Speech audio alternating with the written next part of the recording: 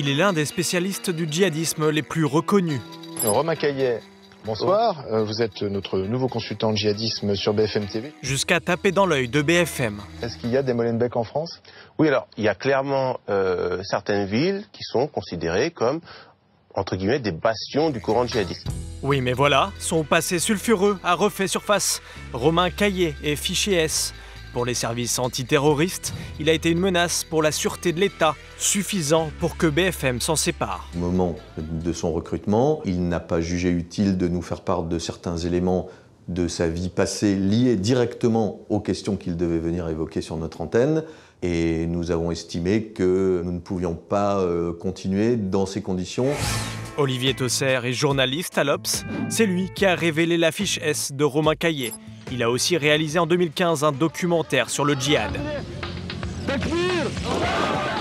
Il est ulcéré de voir tous ces consultants dont on ne sait presque rien. Le téléspectateur, on lui dit « voilà notre expert », il va vous dire la vérité. Non, c'est totalement faux. D'abord, cet expert, on va s'apercevoir que ce n'est pas un universitaire avec une rigueur scientifique, d'une part, et d'autre part, on va s'apercevoir que c'est un expert qui est connoté, qui a des biais d'analyse, les biais en fonction de son expérience à lui. Dans les experts, il y a d'abord les brillants universitaires, très reconnus, mais pas les plus disponibles pour la télé. Mathieu Guidère se fait de plus en plus rare. Et entre eux, la concurrence est féroce. Gilles Kepel et Olivier Roy se détestent. Une guerre sur fond d'idéologie. C'est pas une question de dérive de la population musulmane, c'est une question de dérive d'une partie de la jeunesse. Il y a ceux qui ont noué des réseaux avec les djihadistes français, comme Romain Caillet, Wassim Nasr ou David Thompson. Ce journaliste de RFI a dénoncé cette surenchère d'experts. La grande majorité des gens qui s'expriment sur ce sujet, et vraiment c'est un problème, n'ont mené aucun travail empirique sur le sujet, n'ont jamais mené un entretien, et s'expriment sur la foi simplement d'idées qu'ils ont sur ce sujet, mais c'est des gens qui peuvent dire tout et n'importe quoi d'un jour à l'autre. Troisième famille d'experts, les proches des services secrets. C'est le cas de Pierre Martinet, Claude Moniquet ou Jean-Charles Brizard. Il faut bien prendre conscience d'une chose. Nous sommes en guerre réellement.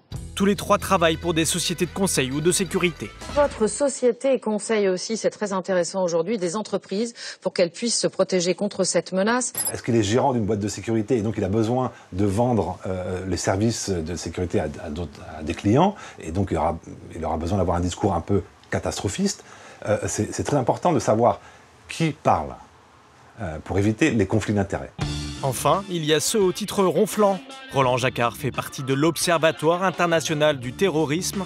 Il en est le président et d'ailleurs l'unique membre. Pourquoi ils n'ont pas été repérés auparavant? Parce qu'ils n'étaient pas dans le radar habituel des services antiterroristes. Qui choisir dans tout ce beau monde? C'est par ici. Pascal Assor programme les émissions de 28 minutes sur Arte. C'est ça, installez-vous. Elle essaye d'être le plus exigeant possible. Nous, on n'est pas une chaîne info, donc du coup, on ne va pas dans l'urgence en appelant juste le fait d'avoir quelqu'un sur notre plateau. On ne peut pas envisager d'inviter quelqu'un dont on n'a pas assez d'infos, mais juste sur le parcours. Les médias sont particulièrement friands de spécialistes en période d'attentat. En novembre, Claude Moniquet a annoncé en premier la mort d'Abaoud. 3 sources différentes de différents services français proches de l'enquête, ayant connaissance de l'enquête, disent qu'Abaoud est un des 3 morts. Mais toutes ces heures d'antenne à combler peuvent aussi entraîner des dérapages. Ici, la télé belge a fait un montage des mauvaises prédictions du même spécialiste lors de l'arrestation de Salah Abdeslam. Je suis intimement convaincu que Salah Abdeslam, depuis quelques jours, est à Bruxelles. Cela étant, il faudrait qu'il soit en Belgique, et là j'ai plus de doutes.